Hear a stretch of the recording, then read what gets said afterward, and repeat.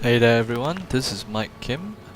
This is my second video on Diablo 3's beta. My first one was on the user interface, and I had requests from some of my friends that said they wanted to see more of the game, so I decided to go through one full playthrough with the Barbarian.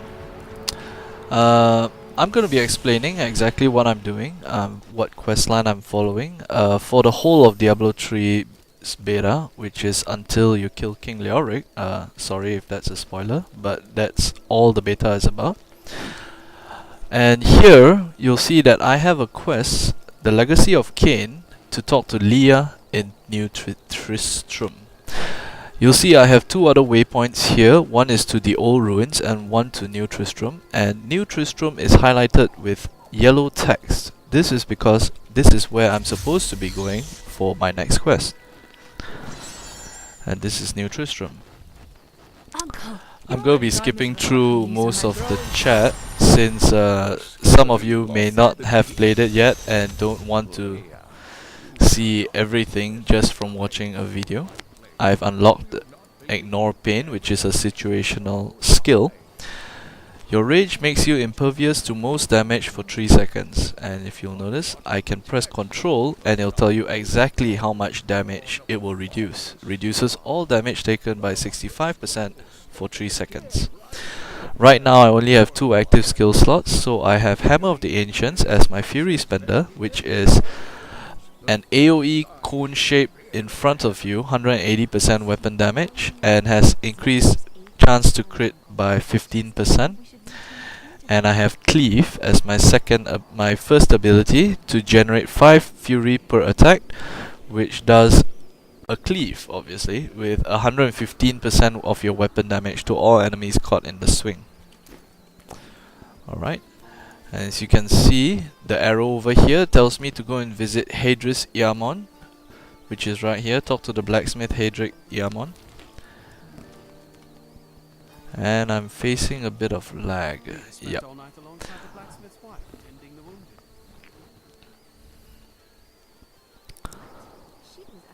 Did you hear? Old Rumford has us down to half. Blacksmith. Not now. Thank you. Follow me.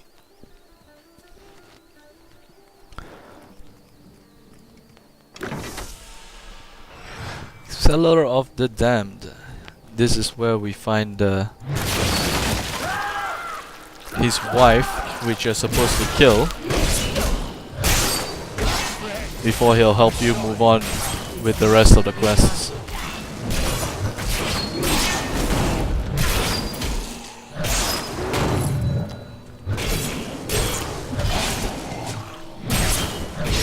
As you can see, my cleave ability does damage to multiple enemies at the same time as long as they are in front of me.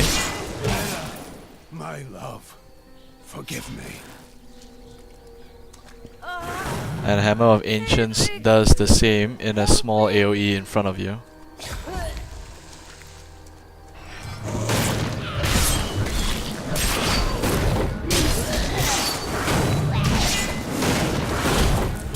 More fury.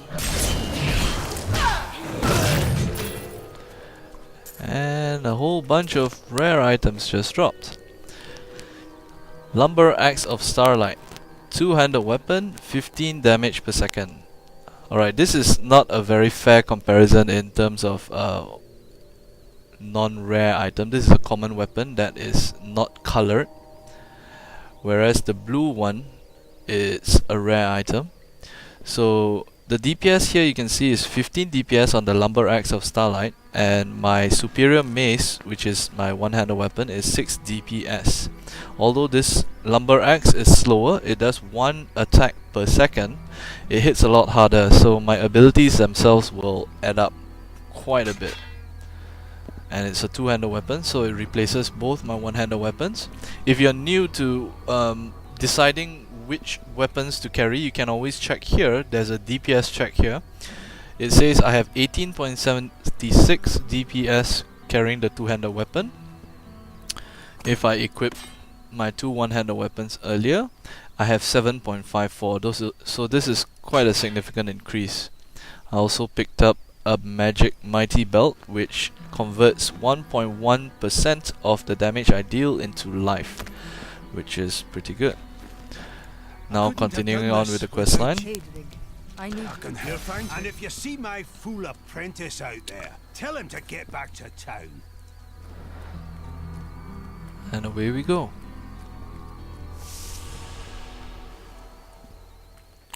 As you can see over here, it's pinging like this. This means this is the next location you're supposed to go to your next quest. There's a big pack coming this time. Stand your ground. Wow, I'm hitting a lot harder with this axe now. And you'll see on your minimap, Cemetery of the Forsaken. Find the Cemetery of the Forsaken in the Weeping Hollow. And you follow the arrow. Simple as that.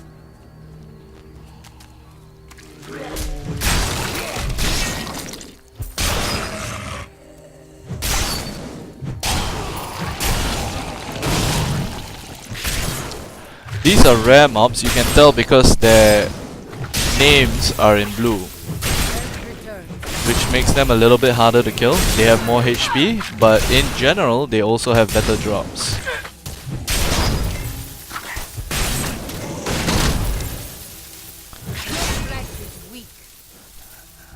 As you can see, Club of Winter.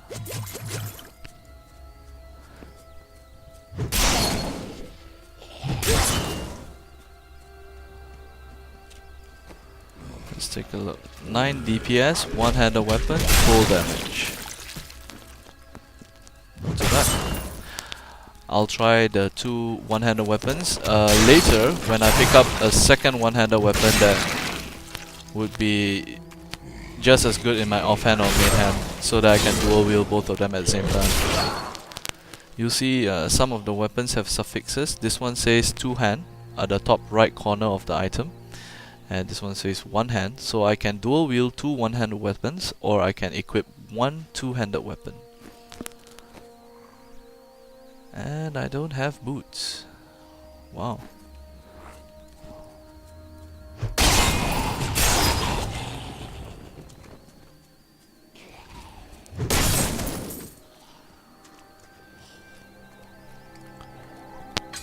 Here we are. Search for the Chancellor's altar beneath the Cemetery of the Forsaken. As you can see, there's a waypoint here, which is my 3rd location, or 4th location, yeah, 4th location, and I can go to New Tristram, the Old Ruins and Cathedral Garden. Earlier you saw that New Tristram was highlighted in yellow text, but it isn't now. The reason for this is because my quest is here, where I am right now. If I wish to go back to town, for example, if I wanted to vendor my items, I can, and I can teleport right back to where I left off earlier. I'm gonna keep this in case I play a Demon Hunter later. And that's how you keep your inventories clean, kids. And here you see Cemetery of the Forsaken is highlighted in yellow. That is where my quest is supposed to be.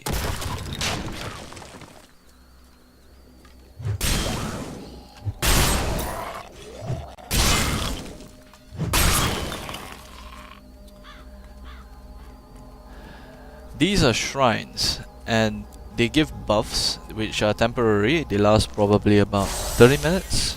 I'm not too sure. This one says you gain more experience from monsters you kill. It lasts for 2 minutes. So here I go. I'm going to try and kill as many monsters as I can while the buff is still up.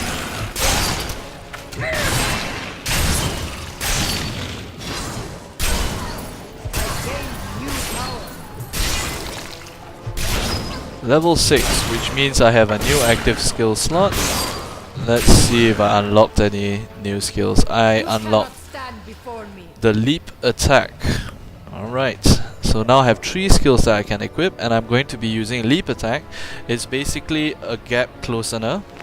What it does is it leaps you into the air, dealing 100% weapon damage to all enemies within 8 yards of your destination. I'll show you exactly how it works in a minute. This is a healing well. If you're low on HP, simply clicking it will increase your HP. And this is a treasure seeker that drops gold if you attack it, which I'm attempting to chase right now.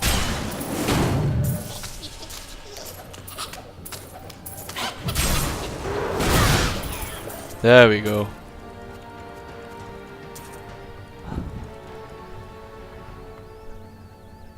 I'm not sure if it's a portal whenever he dies, but I've never been able to go into the portal that he creates, so I have no idea what's in there yet. But in Diablo 2 it used to be a location with a bunch of mobs, enemies, and they would drop pretty significantly good items if you could clear them. I don't need any health right now, so this healing well I'm just going to leave it alone. If you'll take note, this mob here is a unique mob. His name is Skathark the Disemboweled. Once again, these mobs usually drop decent items, so it's definitely worth it to go out of your way just to kill them. There we go, another lumber axe of starlight. If you'll take note here, they are both, the item that I have equipped right now is called the lumber axe of starlight, and the item I just picked up is called the lumber axe of starlight. They are the same, but one does 4 to 6 arcane damage, another does 2 to 5 arcane damage. One is 15 DPS, damage per second, another is 14.5 DPS. So this is a very clear downgrade if I equip it, so I'm just going to leave it here. And this is the wrong defiled crypt that I'm looking for. As you can see, my quest objective says to search for the Chancellor's altar beneath the cemetery of the Forsaken. There, if I'm not mistaken, there are 3 crypts that I will be going through, and if you're lucky you get it on the first try. If not, you'll have to go through all 3 crypts, which is fine as well. I mean, you still get the experience from killing the mobs in the crypt, and you might get lucky and pick up unique mobs. Like earlier, that was the wrong crypt, but I found a unique mob that had a name and managed to pick up a blue item just from killing him. Moving on to the next crypt.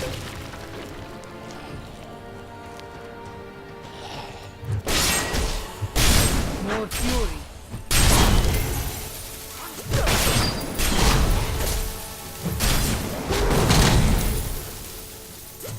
Shoes.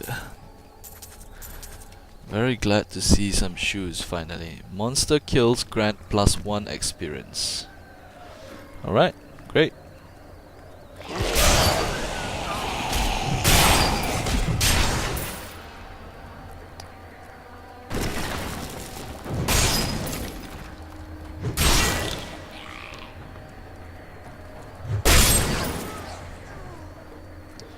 Another healing well, which I don't need.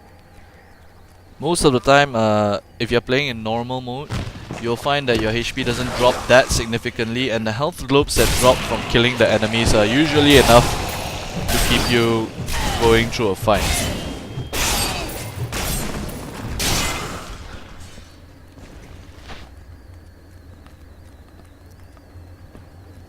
But for that to happen, you have to keep continuously killing, which is why I chose cleaving abilities. Single target damage abilities are great, but most of the time when you're dungeon crawling like this, you'll be encountering many mobs at the same time, which makes killing enemies, groups of enemies, a lot easier. The crown must be in a different crypt. Once again, I got the wrong crypt, so I'll be going to the third and final one, which should be the correct one. I checked the one at the bottom left and the top right, so the next crypt should be somewhere here. Here we go. Should be in this one.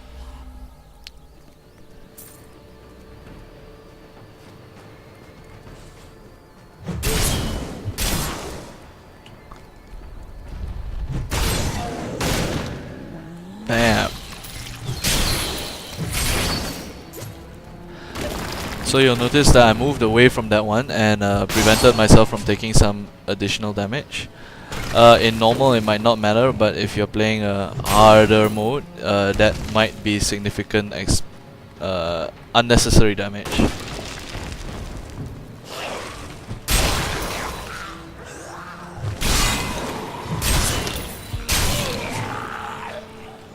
Warrior Belt of Thorns, 13 armor, whereas the one that I have equipped is 28 armor and gives me lifesteal, damage dealt converted to life.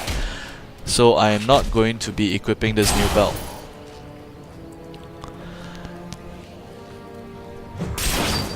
It's basically about flavor, really. If your intent is to do a lot of damage all the time, you'll want to have lifesteal because it keeps you going. The damage you take, you can negate it by the damage you deal. Basically, that's if you're a very offensive barbarian. You know that you'll be doing a lot of damage over time. You'll want to get lifesteal. If you're playing a tank and you are ready to receive as much damage as possible, you might want to go melee attackers, take 1 damage per hit. The reason for this is that you can handle more damage and you know that you can outlast an enemy by equipping the taunts and replacing vampiric aura. So it's really a choice of playstyle, you know. You don't really have to go with everything new or the best in the game. Okay, 1 minute. These mobs are freezing me. Wow, that dealt quite a lot of damage. Alright, as I mentioned earlier, I have a one-handed weapon that I was considering using. This one, Club of Winter, and this one, Vampiric Club. The damage is pretty low, it's 6.6, so you see now I have the option to carry 2 one-handed weapons that are blue, or 1 two-handed weapon. So what I'm going to do now is I'm going to compare between the two. Like this. The DPS is 11.48, which makes my Lumber Axe of Starlight still better, which means I'm going to stick to that. Once again, it's also a matter of preference. Some people like to hit quickly, rapid strikes to deal damage. I am not particular. A two-handed weapon will deal more damage per hit, but they swing a lot slower.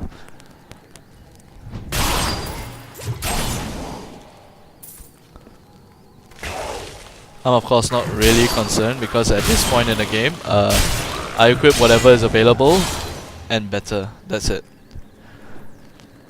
Because at the end of the day, when you're not worried about endgame and PvP, you're just going to be using whatever is convenient to get leveled as quickly as possible.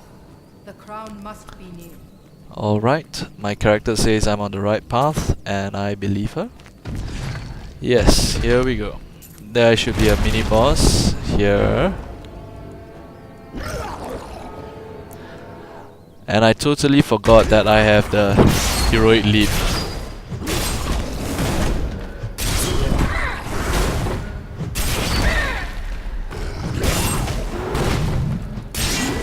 As you can see, I'm taking quite a bit of damage and my screen is flashing red, and I decided to pot at the very last minute. Health returns. I picked up a new item, Javelin of Starlight. 14.4 damage per second, 1.2 attacks per second. The only difference you should be looking at right now is the DPS, because the damage is lower and the attacks per second is faster. That is the only significant way it's 14.4. So the only difference I'll see by equipping the Javelin of Starlight here is that I'll be able to attack more often. About 0.2 attacks more often per second at least. So here we go. Moving on. Another healing well which I can use as I'm not topped up HP wise. You'll see the minimap here is pinging as usual because that's where my quest is.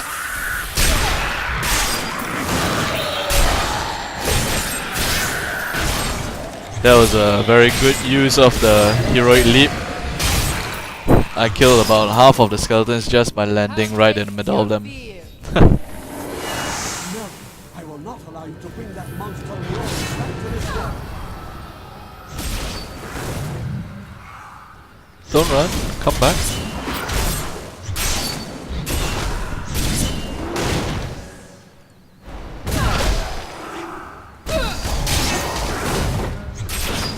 Need more time.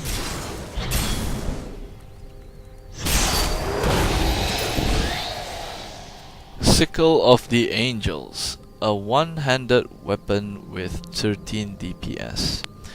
Once again, 18.44. I will compare it.